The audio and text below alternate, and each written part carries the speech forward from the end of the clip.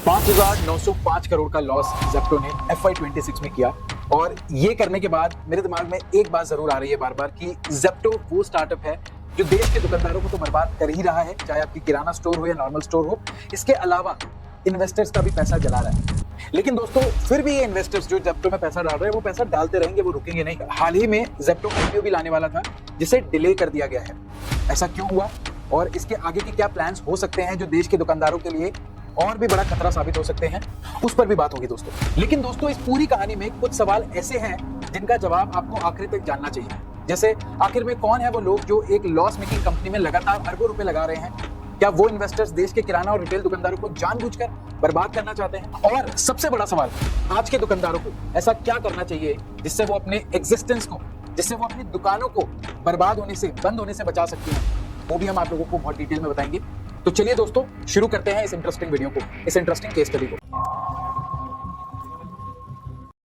दोस्तों इस कहानी की शुरुआत होती है साल 2020 से। पूरे देश में लॉकडाउन लगा हुआ था, लोगों को घर से बाहर निकलकर सामान खरीदने में परेशानी हो रही थी। ऑनलाइन ग्रोसरी डिलीवरी मौजूद तो थी, लेकिन सामान आने में कई बार घंटों नहीं बल्कि दिन लग जाते थे। उस समय दो यंग लड़के आदित्य पलीचा और केवल्य वोहरा ने इस प्रॉब्लम को नोटिस किया। दोनों का स्टैनफोर्ड यूनिवर्सिटी में एडमिशन हो चुका था, लेकिन अमेरिका जाने के बजाय इन्होंने भारत में बिजनेस शुरू करने का फैसला किया। शुरुआत हुई एक WhatsApp based grocery delivery service से। फिर इन्होंने एक ऐप बनाया जिसका नाम किराना कार्ट रखा। लेकिन जल्द ही इन्होंने एक प्रॉब्लम समझ ली कि अगर कस्टमर और आसपास की दुकानों के बीच सिर्फ मिडिलमैन बनकर अगर हम काम करेंगे तो डिलीवरी की स्पीड इनके कंट्रोल में बिल्कुल नहीं होगी। अगर सच में 10 मिनट्स में सामान पहुंचाना है, 20 मिनट्स में सामान पहुंचाना है, तो इन्वेंट्री भी अपने कंट्रोल में रखनी होगी। और यहीं से आया दोस्तों डार्क स्टोर मॉडल का आइडिया। डार्क स्टोर कोई ऐसी दुकान नहीं है जहां कस्टमर जाकर शॉपिंग करता है। ये कस्टमर के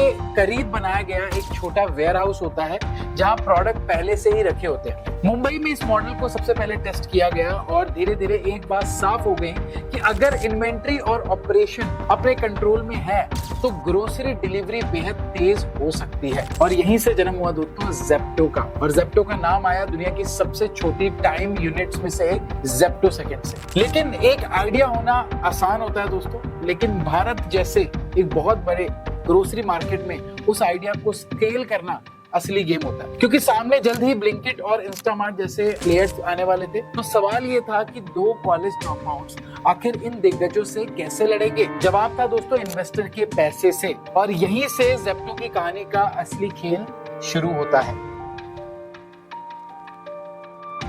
दोस्तों अब सबसे बड़ा सवाल, ज़ेप्टो लगातार करोड़ों करोड़ों रुपए खर्च कर रहा है तो इसके पैसे खत्म क्यों नहीं होते? क्योंकि ज़ेप्टो सिर्फ उसके फाउंडर्स की सेविंग पर नहीं चल रहा।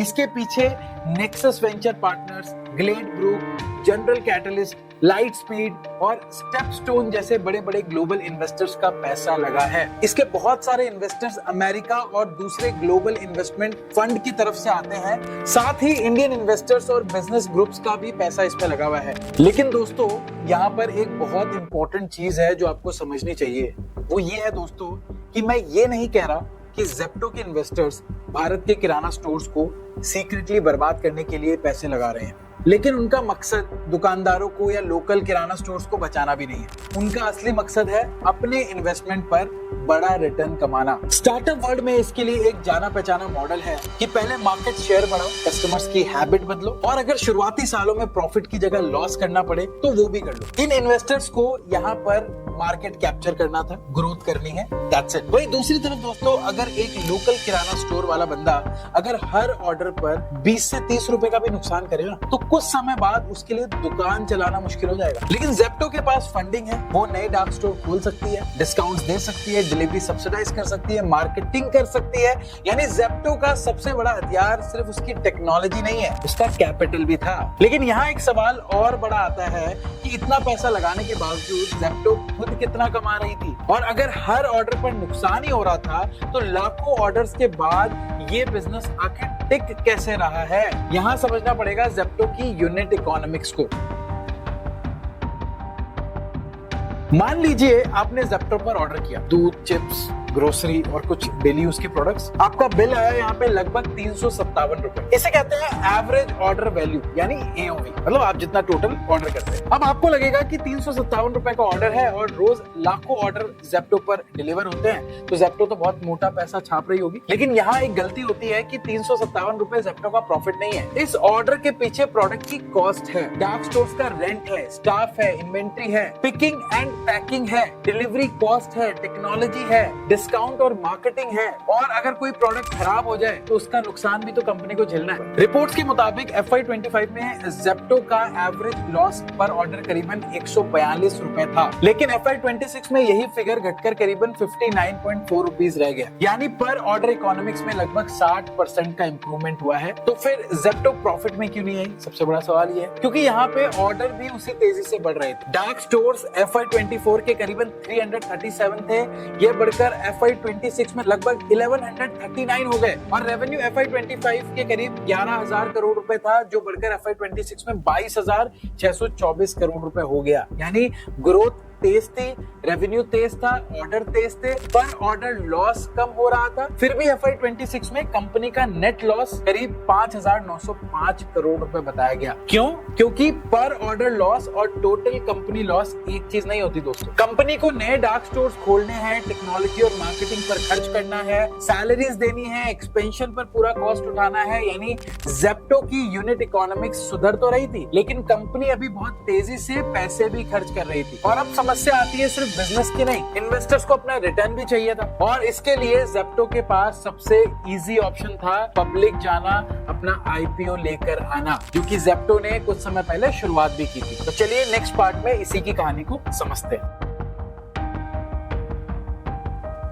दोस्तों, जेप्टो के लिए IPO सिर्फ स्टॉक मार्केट में एंट्री नहीं था, ये नए पैसे जुटाने का रास्ता था और पुराने इन्वेस्टर्स के लिए एग्जिट का मौका था, क्योंकि क्विक कॉमर्स में ग्रोथ के साथ कैपिटल भी लगातार चाहिए। नया शहर मतलब नया डार्क स्टोर, नई इन्वेंट्री, नए एम्प्लॉय, नए डिलीवरी इंफ्रास्ट्रक्चर। इसलिए सवाल ये था दोस्तों कि इन्वेस्टर आखिर कब तक पैसे लगाते रहेंगे। अक्टूबर 2025 में जेप्टो ने करीब $450 मिलियन की फंडिंग रेज की, जो कि लगभग 4,000 करोड़ रुपए होते हैं, और उसकी वैल्यूएशन उस समय करीबन $7 बिलियन बताई गई। प्राइवेट मार्केट में जेप्टो ऑलरेडी एक हॉट स्टार्टअप था, लेकिन पब्लिक मार्केट में जैसे ही जेप्टो आया, IPO लेने की तैयारी ये शुरू की इसने, तो इसकी कहानी बदल गई। IPO की तैयारी के दौरान करीबन 4 से 5 बिलियन की वैल्यूएशन की जेप्टो की चर्चा हुई, और कुछ रिपोर्ट्स में इंस्टीट्यूशनल इन्वेस्टर्स की तरफ से इससे भी कम वैल्यूएशन नापी गई, करीबन 2.5 से 3 बिलियन डॉलर तक की बात सामने आई। यानी कुछ समय पहले प्राइवेट इन्वेस्टर जिस कंपनी को $7 बिलियन वैल्यू कर रहे थे, अब पब्लिक मार्केट पूछ रहा था कि क्या जेप्टो सच में इतनी वर्थ रखता है। और यहाँ कंपैरिजन भी बहुत बड़ा था। इन्वेस्टर्स के सामने इटर्नल और स्विगी जैसे लिस्टेड कंपनीज थी। जेप्टो का पूरा दाव क्विक कॉमर्स पर था। अगर कंपटीशन बढ़ता है, अगर डिस्काउंट्स बढ़ते हैं, अगर प्रॉफिटेबिलिटी में ज्यादा समय लगता है, तो रिस्क सीधा जेप्टो पर आता है। फिर रिपोर्ट सामने आई कि एक बहुत बड़े डोमेस्टिक म्यूचुअल फंड ने जेप्टो की IPO में पार्टिसिपेट करने से मना कर दिया। दूसरे इन्वेस्टर्स भी लोअर वैल्यूएशन पर इंटरेस्ट दिखा रहे थे। अब जेप्टो के सामने सबसे बड़ी मुश्किल ये थी दोस्तों कि कम वैल्यूएशन पर IPO अगर वो लेकर आता है तो पुराने इन्वेस्टर्स को नुकसान होगा, और अगर वो पुरानी वैल्यूएशन पब्लिक से मांग रहा था तो पब्लिक मार्केट तैयार नहीं था। यानी प्रॉब्लम बायर्स की नहीं थी, प्रॉब्लम प्राइस की थी, और आखिरकार जेप्टो ने अपना IPO पोस्टपोन कर दिया। अब यहाँ से कहानी सिर्फ जेप्टो की नहीं रहती, क्योंकि जिस रेस में जेप्टो इन्वेस्टर्स का पैसा जला रही है, उस रेस में दूसरी तरफ खड़ा है भारत का लोकल किराना स्टोर और भारत के लोकल दुकानदार। तो चलिए समझते हैं कि आने वाले समय में लोकल दुकानदारों को क्या क्या प्रॉब्लम फेस करनी पड़ सकती है जेप्टो से और अदर प्लेयर्स से। बहुत शॉकिंग है, पार्ट 5 के लिए बने रहना।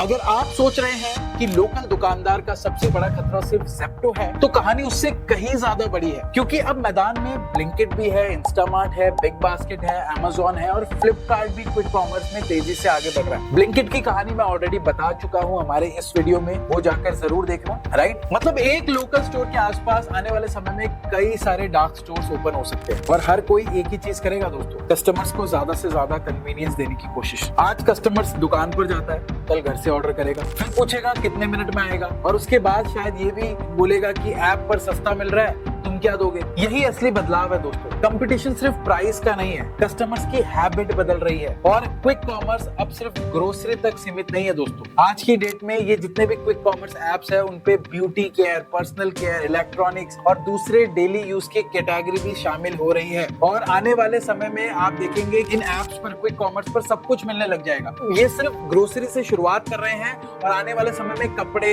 इलेक्ट्रॉनिक सब कुछ मिलने लग जाएगा। मतलब आप ये समझो कि आने वाले समय में छोटे रिटेल बिजनेसेस के लिए डिजिटल कंपटीशन और तेजी से बढ़ सकता है। लेकिन क्या इसका मतलब है कि लोकल किराना या लोकल दुकानदार खत्म हो जाएगा? तो यहाँ पे मेरा आंसर होगा कि खत्म तो नहीं होने वाला, क्योंकि लोकल दुकानदारों के पास एक ऐसी चीज है जो किसी ऐप के पास पूरी तरीके से कभी नहीं हो सकती, वो दोस्तों लोकल ट्रस्ट। और अगर वो इस ट्रस्ट को टेक्नोलॉजी के साथ जोड़ दे तो कहानी पूरी तरीके से बदल सकती है दोस्तों। तो आखिर सवाल आता है कि अगर आपको खुद की दुकान को, खुद के किराना स्टोर को बचाना है तो इस नई रिटेल वॉर में आप कैसे बच सकते हो और क्या क्या इंपॉर्टेंट चीजें आपको आज ही करनी चाहिए, उस पर बात करते हैं पार्ट 6 में। तो दोस्तों, अगर आप किराना स्टोर ओनर है तो सवाल ये नहीं होना चाहिए कि क्या ज़ेप्टो मुझे बर्बाद कर देगा। सवाल ये होना चाहिए कि क्या मैं अगले 5 साल भी उसी तरीके से बिजनेस चला सकता हूँ। और इसलिए आपको अपने बिजनेस में कुछ बड़े बदलाव करने पड़ेंगे। जैसे पहली चीज है, प्राइस वॉर लड़ना छोड़ दीजिए। अगर बड़ी कंपनीज इन्वेस्टर्स के पैसे से डिस्काउंट दे रही है तो हर प्रोडक्ट पर उनका प्राइस आप मैच करने की कोशिश मत करो। आपका टारगेट मार्जिन बचाना है। दूसरा इंपॉर्टेंट चीज, व्हाट्सएप को अपनी दूसरी दुकान बनाइए। व्हाट्सएप बिजनेस पर कैटलॉग बनाइए, रेगुलर कस्टमर्स को जोड़िए, उन्हें कहिए कि लिस्ट व्हाट्सएप कर दो, सामान घर पहुंच जाएगा। तीसरी इंपॉर्टेंट चीज, लोकल डिलीवरी से शुरुआत कीजिए। आपको 10 मिनट में डिलीवरी करने की जरूरत नहीं है, 30 मिनट या 1 घंटे की रिलायबल डिलीवरी भी कई कस्टमर्स के लिए काफी है, क्योंकि हर कस्टमर को स्पीड नहीं चाहिए, ठीक है, कन्वीनियंस चाहिए कि घर पे चलो आ जाएगा, 1 घंटा लेट आए तो क्या फर्क पड़ता है, ये आपको करना चाहिए। चौथी इंपॉर्टेंट चीज कि अपने कस्टमर्स को आपको समझना पड़ेगा कि कौन क्या खरीदता है, किसके घर हर महीने का राशन जाता है, किस कस्टमर्स को किस चीज की जरूरत होती है। ये डेट आपके पास पहले से है ना, तो आप बहुत सारी चीजें जीत सकते हो, उन लोगों को पहले से रिमाइंडर भेज सकते हो। पांचवी चीज कि आपको ट्रस्ट को अपनी सबसे बड़ी ताकत बनाना पड़ेगा। आप अपने कस्टमर्स को जानते हैं, उसकी जरूरत जानते हैं, गलत सामान हो तो तुरंत बदल सकते हैं, इमरजेंसी में मदद कर सकते हैं। यही पर्सनल रिलेशनशिप आपकी ताकत है। और सबसे जरूरी चीज, डिजिटल बनिए लेकिन लोकल रहिए। टेक्नोलॉजी को अपनी दुकान की ताकत बनाइए, लेकिन वो ट्रस्ट बिल्कुल मत खोइए जिसकी वजह से कस्टमर सालों से आपके पास जा रहा है। क्योंकि फ्यूचर का मजबूत किराना स्टोर या लोकल दुकानदार वो नहीं होगा जो ज़ेप्टो, फ्लिपकार्ट, अमेज़न से लड़ने की कोशिश करेगा। वो यहाँ पर वो होगा जो टेक्नोलॉजी की स्पीड और लोकल ट्रस्ट को एक साथ इस्तेमाल करेगा। अब वापस आते हैं ज़ेप्टो पर। क्या ज़ेप्टो खत्म होने वाला है? क्या ज़ेप्टो इंडिया के लोकल मार्केट किराना को बिल्कुल बर्बाद करने वाला है? तो यहाँ पे मैं यही कहना चाहूंगा कि अभी ज़ेप्टो खत्म हो ऐसी सिचुएशन नहीं आई है। उसकी ग्रोथ मजबूत है, ऑर्डर तेजी से बढ़ रहे हैं, रेवेन्यू तेजी से बढ़ रहा है, पर ऑर्डर इकोनॉमिक्स बेहतर हो रहा है। लेकिन दूसरी तरफ FY 26 में करीबन 5,905 करोड़ का नेट लॉस भी है, IPO पोस्टपोन हो चुका है और वैल्यूएशन को लेकर पब्लिक मार्केट में बहुत सारे सवाल उठ रहे हैं। यानी प्राइवेट इन्वेस्टर्स ने कहा है कि फ्यूचर बहुत बड़ा है, लेकिन पब्लिक मार्केट पूछ रहा है कि प्रॉफिट कब आएगा भाई। और यही ज़ेप्टो की अगली सबसे बड़ी परीक्षा भी है। अगर ज़ेप्टो प्रॉफिटेबिलिटी तक पहुंचती है ना, तो शायद ये भारत की सबसे बड़ी रिटेल कंपनी में से एक बन सकती है। तो ऐसे में लास्ट में मैं आप लोगों से इस वीडियो में यही बोलूंगा कि ये बदलता माहौल है, हमारे कस्टमर्स बदल रहे हैं। अगर आप सिर्फ ये कहते रहेंगे कि ये सारी एप्लीकेशन बेकार है, खतरा है, इनको बंद कर दीजिए, बैन कर दीजिए, उससे कुछ सॉल्यूशन नहीं होने वाला। बैन कुछ नहीं होगा, गवर्नमेंट भी बैन नहीं करेगी, बिकॉज ये नए तरीके का बिजनेस है, ऐसे ही चल रहा है। आज की डेट में जैसा मैंने बताया कि हमारे जो लोकल दुकानदार है उनको अपने आप को ट्रेंड करना पड़ेगा, ट्रस्ट बढ़ाना पड़ेगा, तो आप आसानी से इन कंपनी से जंग जीत सकते हो। एक चीज ध्यान रखना कि कोई भी बिजनेस हो, बिना प्रॉफिट के वो लंबे समय तक सरवाइव नहीं कर सकता। एक समय जरूर आता है जब इन्वेस्टर्स भी अगर पैसा नहीं बन रहा होगा तो सवाल जरूर उठाएंगे कि इस बिजनेस मॉडल में झोल है। लेकिन अगर आप एक छोटे दुकानदार हो, एक छोटे किराना स्टोर हो, आपके पास ट्रस्ट ऑलरेडी है जिसके लिए ज़ेप्टो ऑलरेडी लड़ रहा है, मार्केटिंग में पैसे खर्च कर रहा है, अगर आपके पास कस्टमर्स आते हैं तो उनसे एक रिश्ता बनाइए, उनका नंबर लीजिए, उनको डेली अपडेट्स दीजिए। जो ज़ेप्टो करोड़ों रुपए लगा के कर रहा है वो आप अपने लेवल पे, छोटे लेवल से शुरुआत करें। अगर आप 100, 200, 500 कस्टमर्स भी बांध के रखते हो ना, तो आपको किसी ज़ेप्टो, किसी ब्लिंकिट से डरने की जरूरत नहीं होगी। तो यहाँ पे मैं यही कहना चाहूंगा कि खुद में चेंज लाना पड़ेगा, खुद एजुकेट होना पड़ेगा। अगर आप एजुकेट होना चाहते हैं तो नीचे एक फॉर्म हमने डाल दिया है, उस फॉर्म को क्लिक करें। हमारी टीम आपको डिजिटली रेडी करने के लिए, ताकि आप इन ज़ेप्टो, ब्लिंकिट जैसी कंपनी से लड़ सके, कॉल करेगी और आपकी हेल्प करेगी। तो नीचे फॉर्म मौजूद है गूगल फॉर्म का, उस पर जाइए, अपनी डिटेल डालिए, आपको फ्री में काउंसलिंग के लिए कॉल जरूर आएगा, क्योंकि हम आपकी मदद के लिए बिल्कुल मौजूद है। तो मुझे बताइए ये वीडियो आप लोगों को कैसा लगा, ये बिजनेस केस स्टडी आपको कैसी लगी। अगर वीडियो अच्छा लगा हो तो इस वीडियो को ज्यादा से ज्यादा शेयर करें, एंड मैं मुलाकात करता हूं आप लोगों से नेक्स्ट वीडियो में।